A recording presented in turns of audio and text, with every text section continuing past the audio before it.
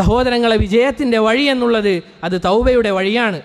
തൗബ എന്നുള്ളത് ചെയ്തു പോയ തിന്മയെ മായ്ച്ചു കളയും. തിന്മകൾ എന്തോ ആവട്ടെ, എത്ര തിന്മകൾ നമ്മളിൽ നിന്ന് വന്നു പോയിട്ടുണ്ടെങ്കിലും അതൊക്കെ അള്ളാഹു നമുക്ക് പുറത്തു തരും. അള്ളാഹു നമുക്ക് പറഞ്ഞു തരികയാണ്, ഖുൽ യാ ഇബാദിയല്ലദീന അസ്റഫു അലാ അൻഫുസിഹിം. റസൂൽ സല്ലല്ലാഹു അലൈഹി വസല്ലമയോട് അള്ളാഹു പറയുകയാണ്, യാ ഇബാദിയല്ലദീന അസ്റഫു അലാ അൻഫുസിഹിം, അല്ലയോ നബിയെ നീ പറയുക എൻ്റെ അടിമകളോട്, തെറ്റു ചെയ്തു പോയ എൻ്റെ അടിമകളോട് നീ പറയുക, അല്ലദീന അസ്റഫു അലാ അൻഫുസിഹിം, സ്വന്തത്തോട് തന്നെ അനേകം തെറ്റുകൾ, അസ്റഫു എന്നുകൊണ്ടുള്ള ഉദ്ദേശം തെറ്റുകൾ വർദ്ധിപ്പിച്ചു പോയ എൻ്റെ അടിമകളോട് നീ പറയുക, ലാ തഖ്നതു മിർ റഹ്മത്തില്ലാ, അള്ളാഹുവിൻ്റെ കാരുണ്യത്തെ തൊട്ട് നിങ്ങൾ നിരാശരാകരുത് എന്ന് പറയാൻ പറഞ്ഞു.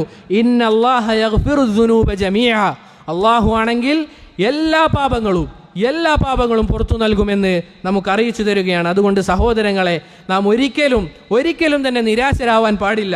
അള്ളാഹു അങ്ങേയറ്റം തൗബ സ്വീകരിക്കുന്നവനാണ്. നശിച്ചവനല്ലാതെ ഇതിൽ വീഴ്ച വരുത്തുകയില്ല, അല്ലേ?